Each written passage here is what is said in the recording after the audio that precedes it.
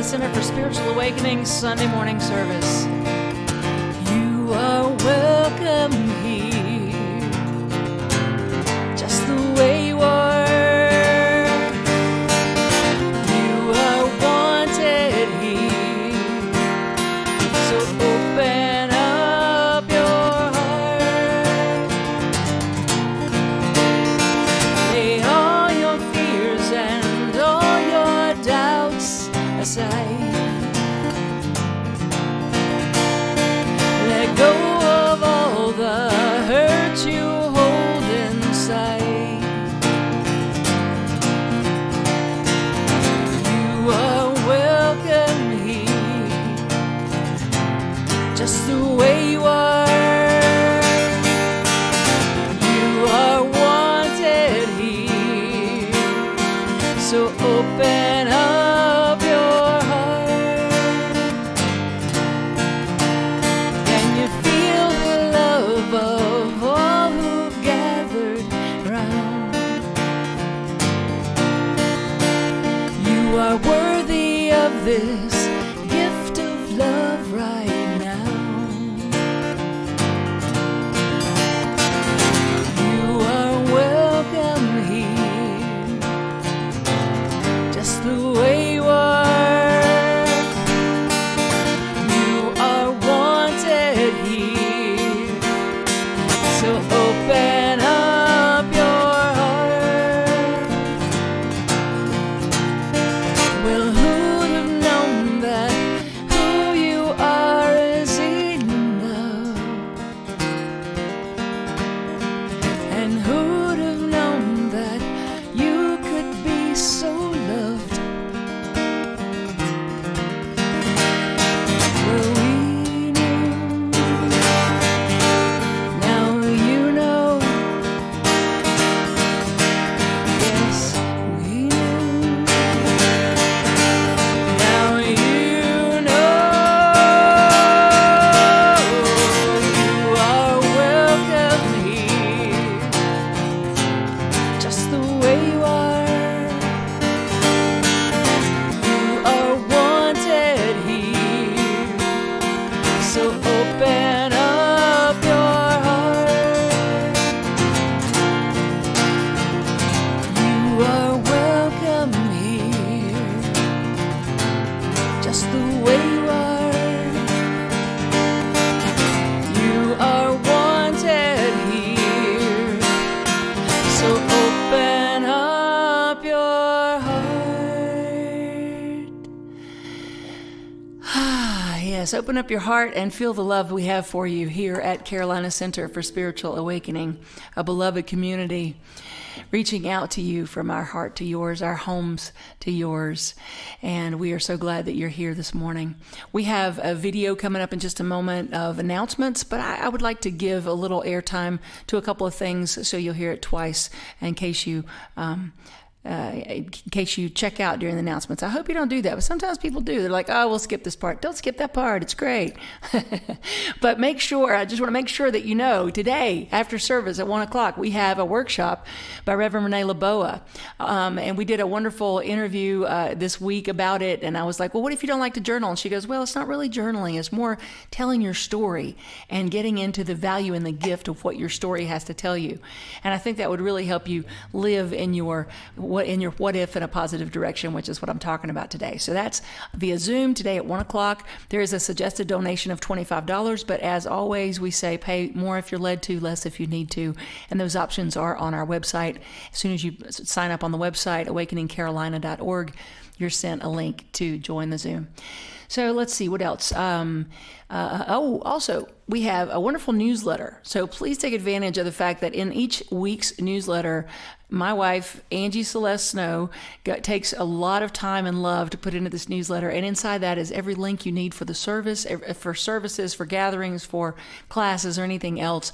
But so much more. It's a work of art each week.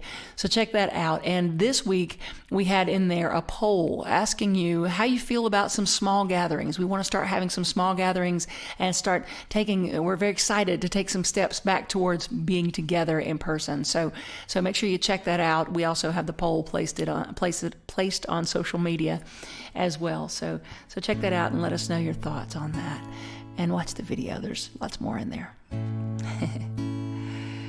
So let's take some deep breaths. Let's open our mind and our heart to receive and to be a blessing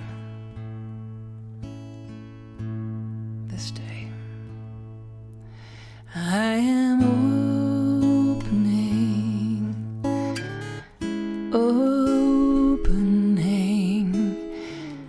My heart is ready to receive. I am opening. I am opening.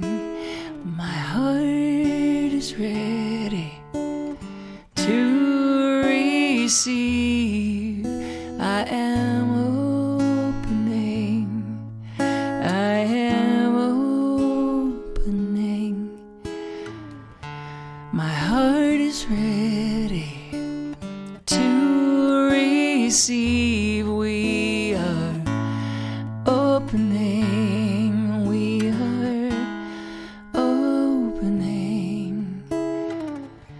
Our hearts are ready to receive. We are opening. We are opening. Our hearts are ready to receive. Take it in like a prayer. I am opening. A prayerful intention. Opening. My heart is ready to receive. I am opening right here, right now, to a greater idea, a greater degree of living. I am opening. I am open. I am willing to live life, to live it to the fullest, to be an example of what's possible when love leads the way. I am open to allow this divine love to move through me, express as me, to pave the way before me.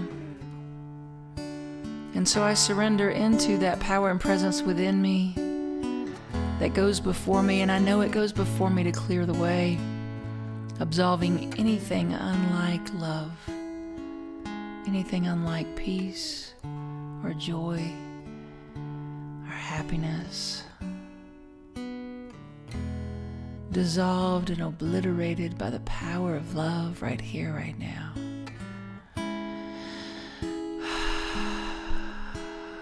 So I breathe and I relax as I know this is the truth of my being, the truth for each of us ever and always, that we are never alone, that we are connected to this divine source of all life. And so I just say, use me, God, beloved presence. Move through me as I move out of the way with my small self. Use me, move me, express as me. And so as we are steeped in this awareness this morning, I know for the Carolina Center for Spiritual Awakening, our beloved community, that we just allow this to be the truth of our lives, the truth of the service, that it is an unfolding evolution of good. Thank you, God. I'm open to it. I'm expressing as it. I live this. I expect this. I am this. And it is so. And from this place, I just say, lead me. Lead me. Lead me, love.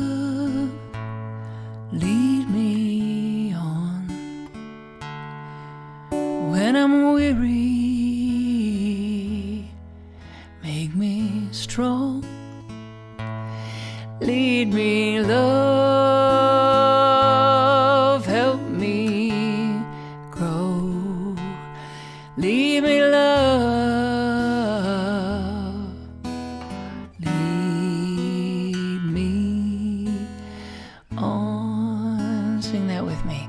Lead me, love, lead me on when I'm weary. When I'm weary, make me strong. Make me strong. Lead me, love, help me grow. Lead me, love, lead me on. Once more, lead me, love, lead me on. When I'm weary, me strong. Lead me, love, help me grow. Lead me, love, lead me on. Lead me on.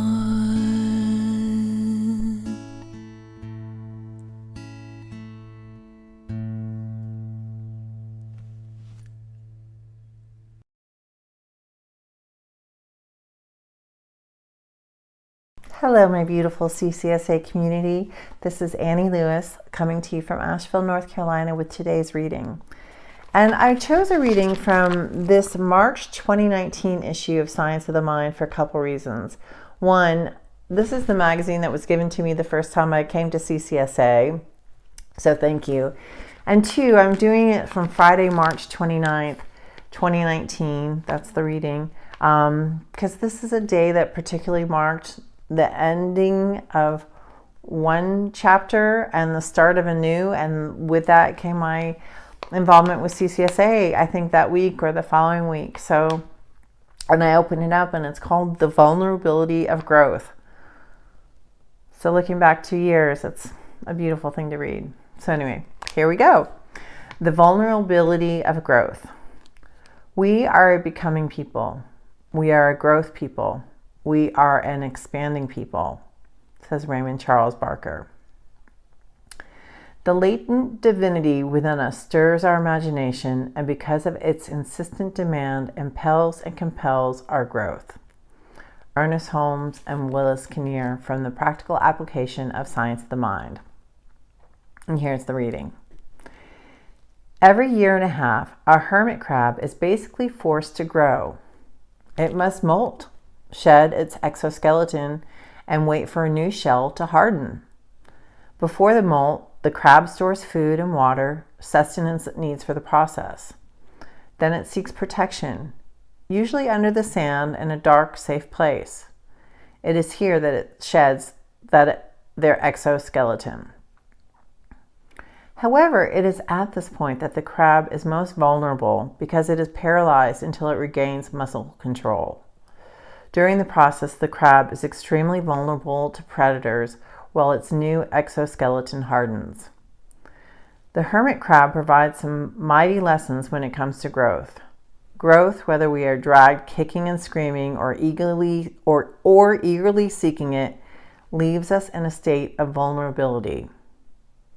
Change carries with it the elements of the unknown, and that can be scary.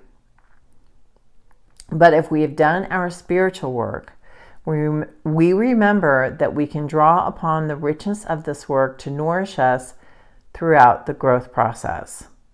We can surround ourselves with the people who fully support and champion our growth, providing us a safe space in which to shed our old skin and begin a new state of being. Interestingly, the hermit crab eats its old exoskeleton, absorbing all the nutrients stored there. We too can use the lessons of our past to create a greater future. We too can use the lessons of our past to create a greater future. And here's the affirmation. I know that even in my most vulnerable state, I am protected. I welcome growth and all of the wonderful changes that come with it. going to say that one more time. I know that even in my most vulnerable state, I am protected. I welcome growth and all the wonderful changes that come with it. Thank you.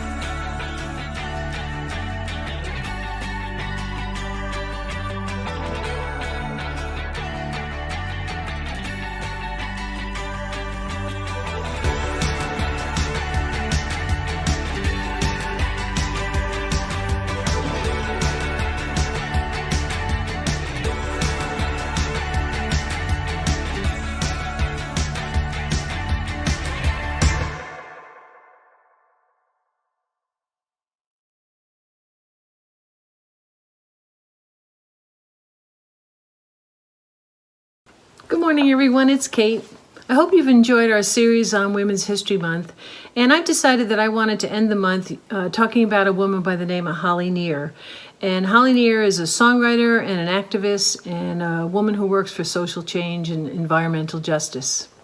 And she's also known all over the world. I wanted to start by just letting you hear a little tiny piece of her music that I think has been pretty important to me when I listen to this song. So take a second to listen to her, and I'll show you a picture of her.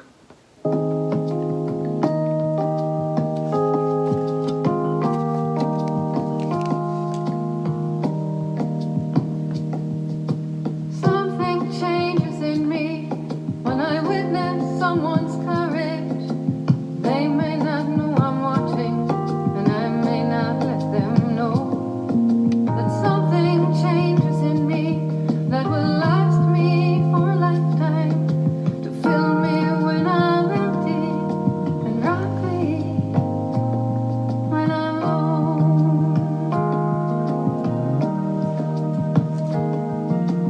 Something changes in me anytime there's someone singing all the songs I've never forgotten. Let our voices sing them strong. Something changes in me anytime there's someone standing for the right to be completely all the good things that we are. Holly Near has been a person in my life who has definitely created changes.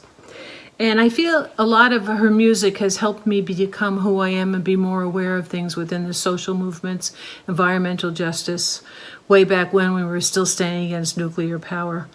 She's been a voice for change for about 45 years, if not longer. Raised in California, worked in film and TV and on Broadway, and then she eventually just chose to become a social activist and a singer.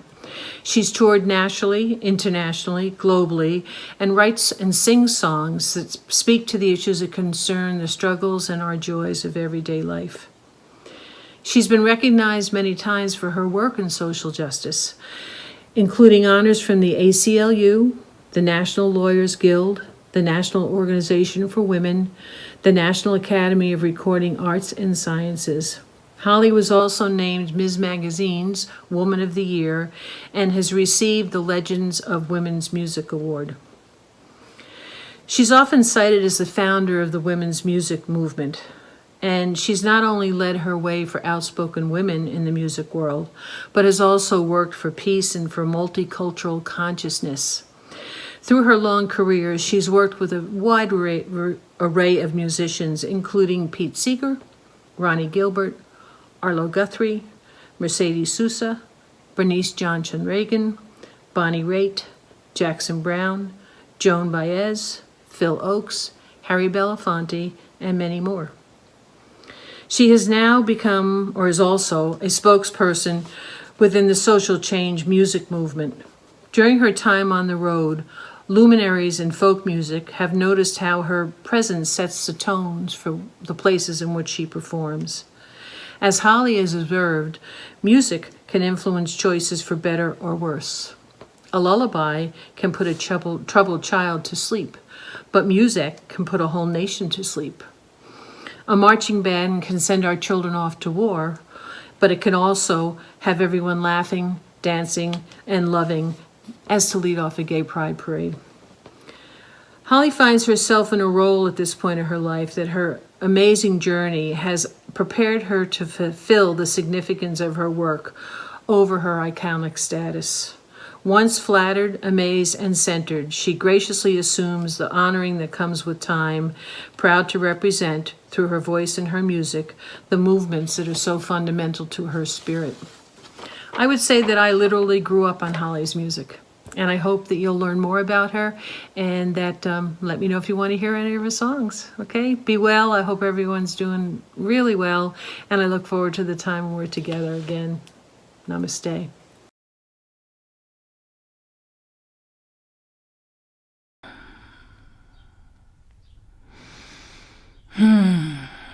What if? What if? What if I fail? What if I get hurt? What if I'm afraid? What if you fail, but what if you succeed? What if you get hurt, but what if you are loved beyond measure? What if you're afraid, but wait, what if you're brave? What if you're brave? What if you're brave enough to direct your what if in the direction of infinite possibilities instead of impending doom? That's our choice. Our choice before us all the time is, where are we directing our what if? Because what if can be an amazingly empowering, infinite possibility statement, or it could be a terrifying, paralyzing, overwhelming statement, depending on the direction you're pointing your what if, your IF, your intentional forecast.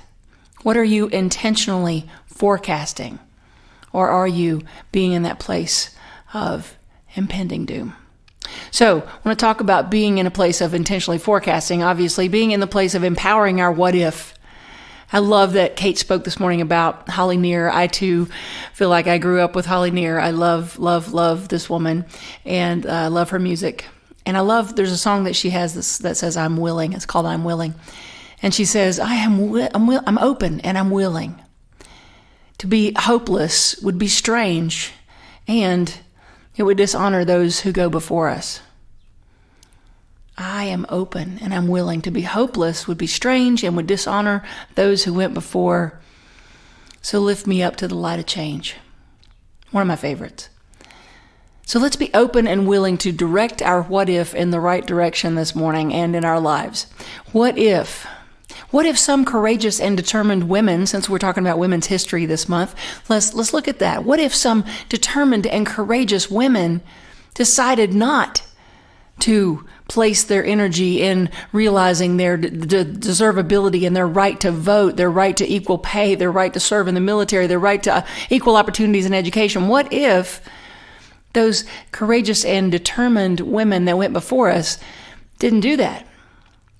But instead, they placed their what if in what's possible, and they went after it. That's what I want us to enroll in this morning, is going after our what if, going after it, going after it. I remember in 1989, the letters DIY didn't really mean a lot. There weren't a lot of DIY things out there like there are now, do it yourself. And there definitely wasn't there were not a whole lot of people out there doing it yourself in the world of music. That's when I first started out, recording my first CD, tape in 1989. And most people back then waited until you got a record deal or you didn't do a recording at all. And I thought, no, I don't want to wait. I want to do it. I want to do it. And so I had some songs. I didn't have a full album, but I had some songs. I had some money. I didn't have the full amount, but I had some money. And I started, and it came together. I started, and it came together. That's what I want to talk about, focus on for just a second. How when we step out to meet the universe rushes in to meet us. Starting and watching it come together. I remember being in the studio and hearing that playback for the first time when all the musicians came together. As they were in my head, all of a sudden they were in the speakers. And I was like, this is amazing. This is amazing. But what if I had stopped there because I thought, what if no one likes it? What if it's not good enough? What if this is just not what I need to be doing? What if? And I can assure you that 14 or so CDs now later, I still have that opportunity every single time I go into the studio to check my what if at the door and make sure it's not going in that direction and make sure instead it's going in the direction of, what if this is the best thing I've ever done? What if this is the thing that gets someone through a divorce or coming out or living their authentic life in another way? Or what if this is the meditation CD that helps someone recover from heart surgery or cancer? What if this is the unifying anthem that brings humanity together? Who knows, right? I check my what if at the door in the studio and in life, making sure it's going in the right direction. Another story that comes to mind when I think about just moving ahead in the direction when you're not quite sure and checking that what if. I remember that same time period, 1989-ish, maybe even a little before. It might have been before I had my first recording, I think it was. And I called up this place that had local music. And I was so nervous and so intimidated, but I called, my voice was shaking, my knees were knocking, and I called and I said, hi, I'm Christy Snow, and I'm an acoustic singer-songwriter, and I'd like to, and that's all I got out, and the guy abruptly and rudely says, call me back in the year 2000.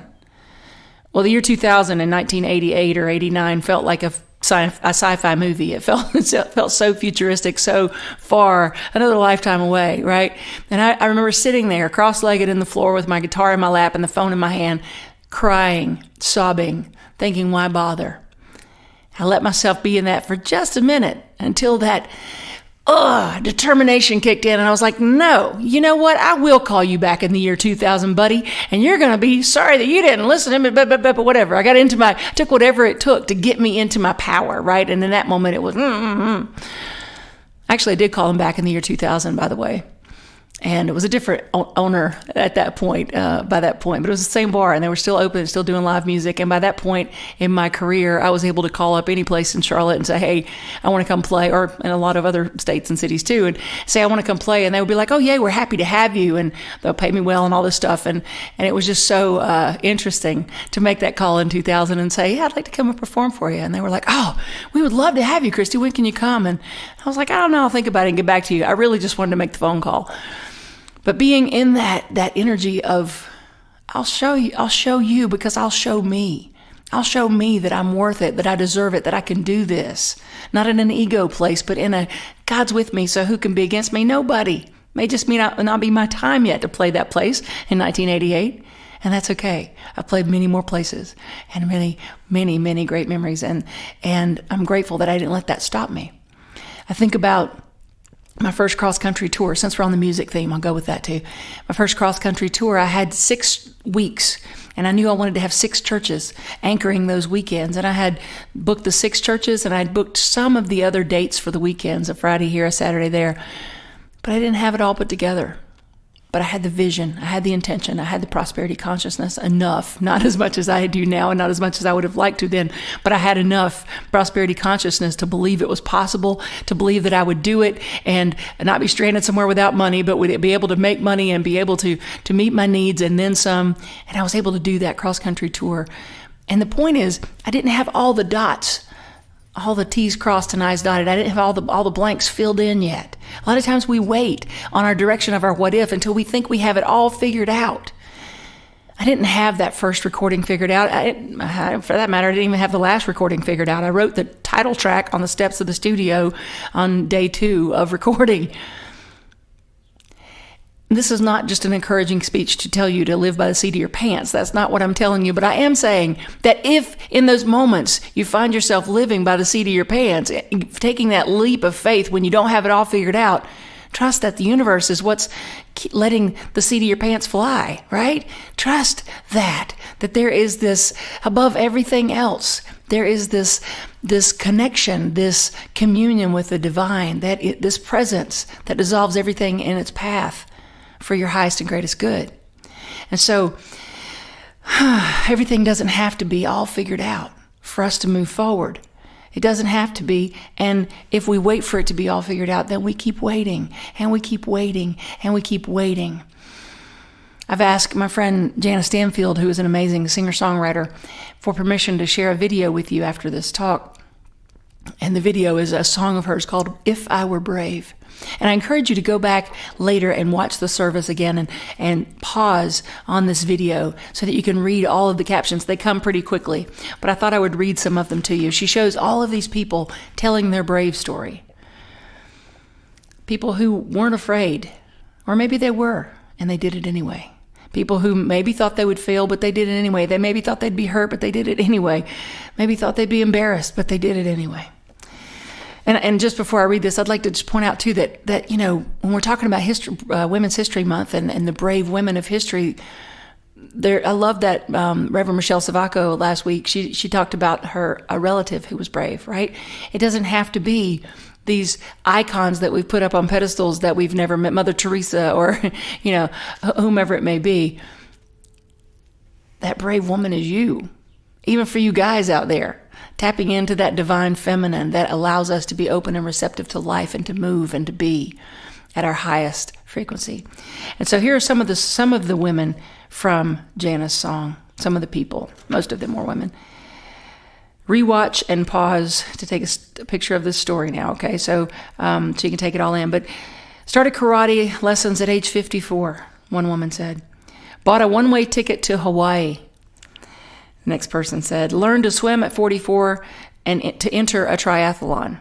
How about that? Wanted to do a triathlon, so they learned to swim and signed up. At 34, another person said, vowed to never love again, only to be married at 36.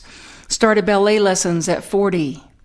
Another person at 40 learned guitar and began performing within 2 weeks. Wow.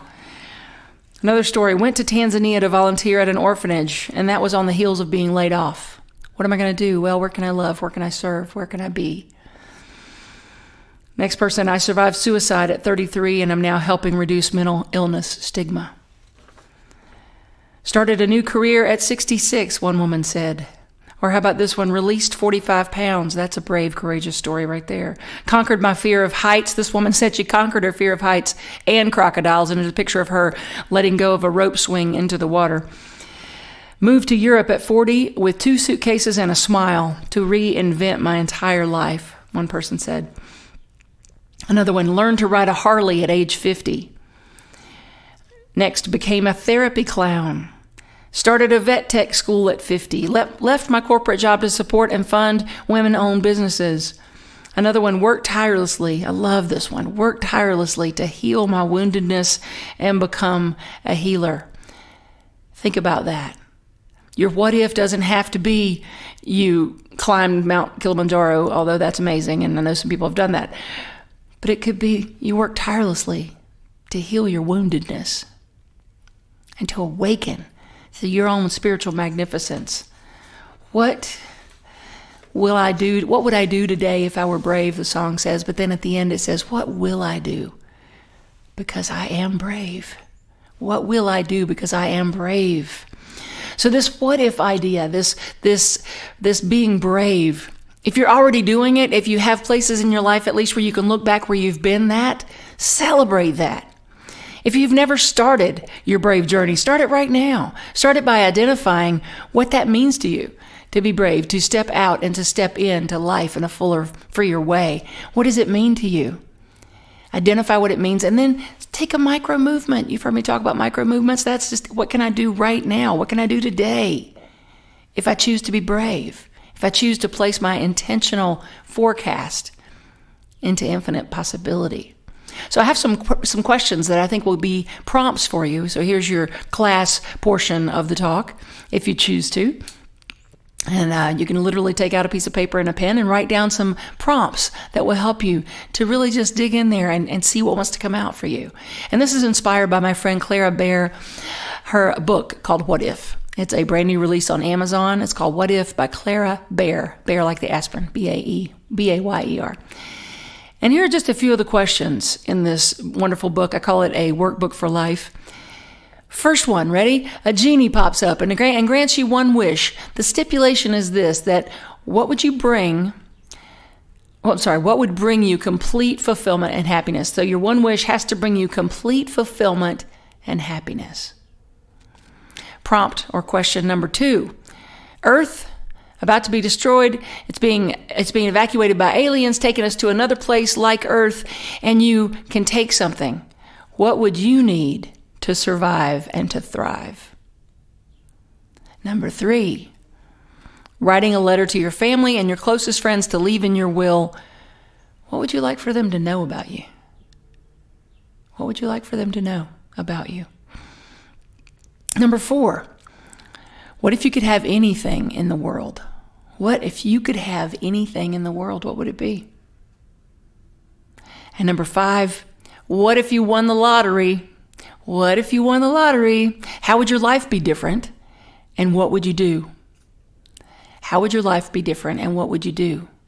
And so these questions, allow yourself to sink into asking them and be open to where they might reveal something that you're not doing, that you have a heart's desire to do. And also let them reveal where you're already doing some of these things and congratulate yourself for that. People have asked me a lot of times, if you won the lottery, would you still be doing what you're doing? Absolutely. I'd just continue to do it in a bigger and bigger way. If I had more resources to spend in that arena, then I would just do what I'm doing in a bigger way. But I love my life. And doing exercises like this help me realize okay, what would I need to completely feel happy and fulfilled? And where am I needing to reach out and cultivate more of that in my life? Or here's one question that's not in her book, that's mine, my personal favorite.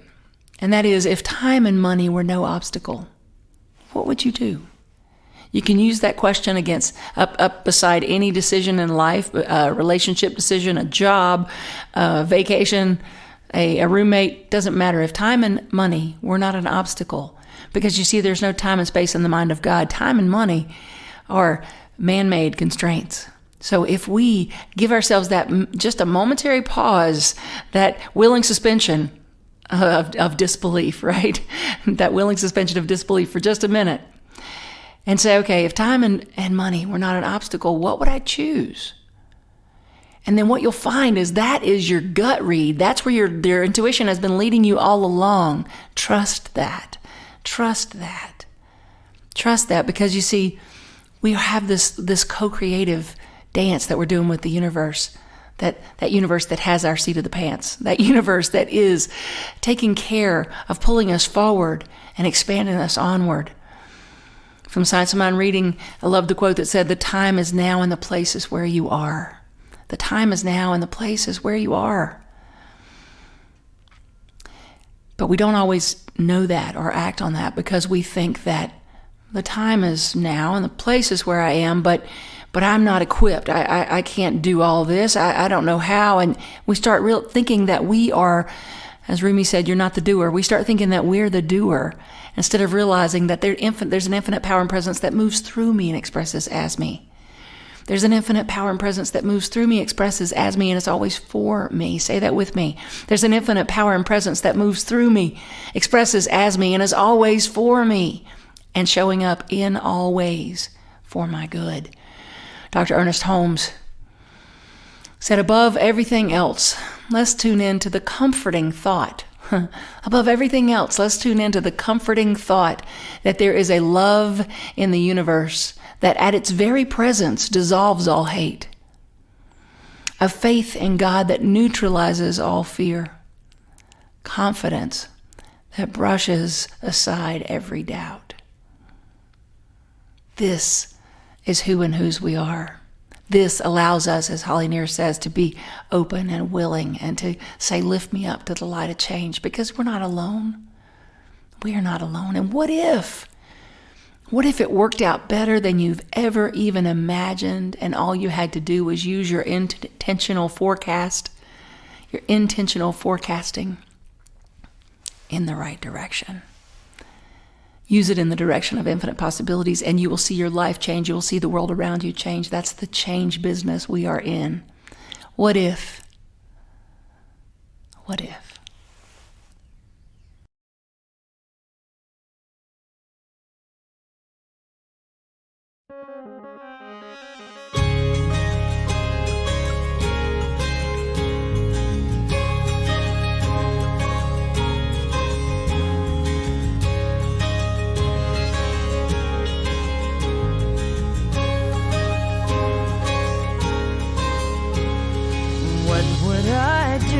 If I knew that I could not fail, if I believed would the wind always fill up my sails, how far would I go, what could I achieve, trusting the hero in me?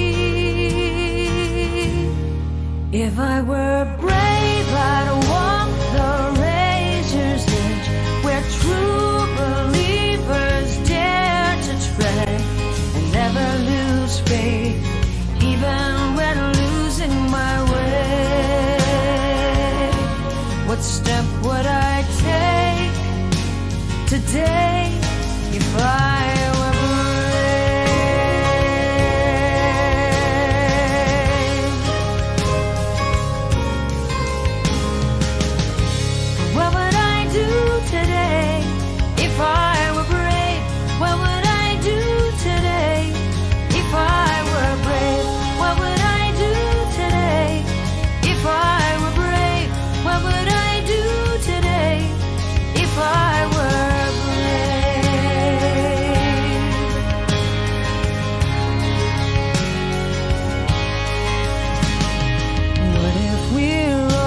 to do what we secretly dream?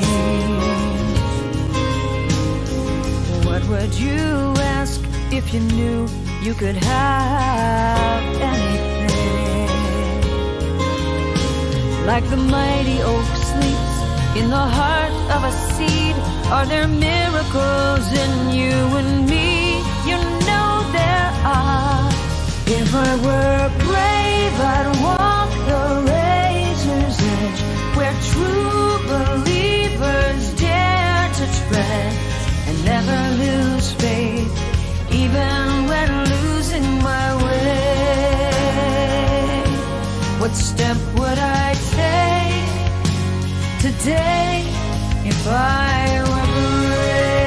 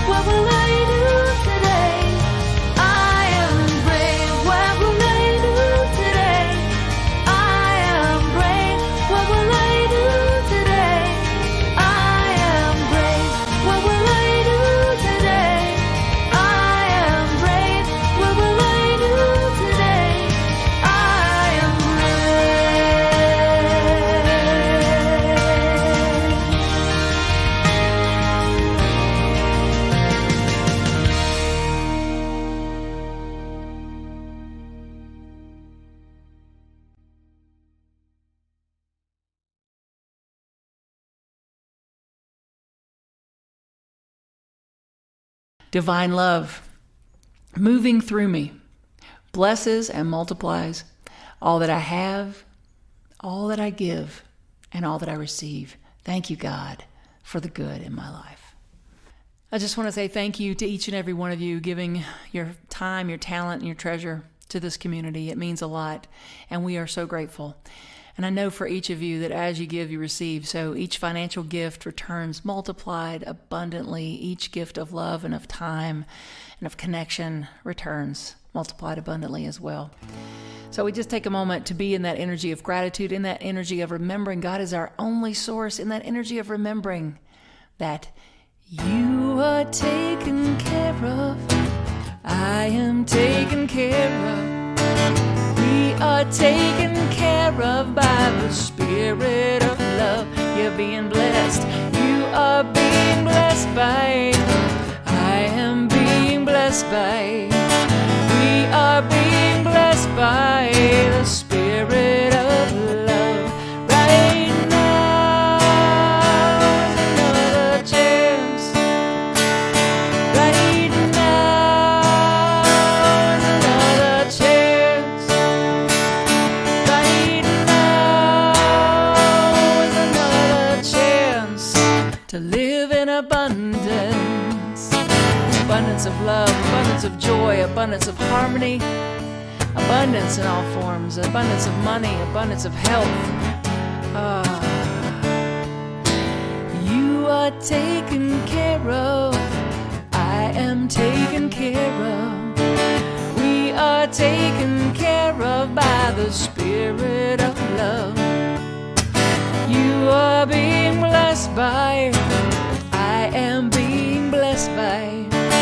We are being blessed by the Spirit of love. Right now is another chance. Right now is another chance. Right now is another chance to live in abundance. I welcome the abundance. Thank you, God. Live in abundance. Breathe into the abundance. Live in abundance. Thank you, thank you, thank you, thank you, thank you. Thank you, God. Thank you, God.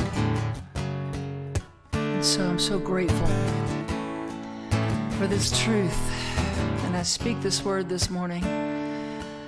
Yet again, saying thank you for each and every person giving of their time, their talent, and their treasure. I know that each and every person is blessed in the giving, for as we give, we also receive. Thank you, God. You are taken care of. I am taken care of. We are taken care of by the Spirit of love. And so it is, and so we let it be. Please join me in our closing song and just let the love wash over you. If you're new with us, the song is pretty simple. It allows you to really get into the feeling of it as we say, we let the love wash over us. We let it be. And then we claim some other things that we let wash over us. But here we go. We let the love wash over us. We let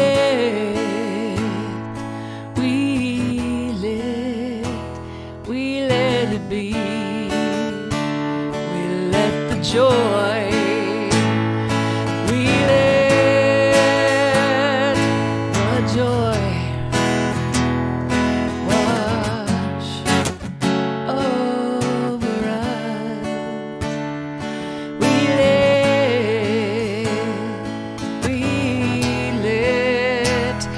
let it be. We let the peace. We let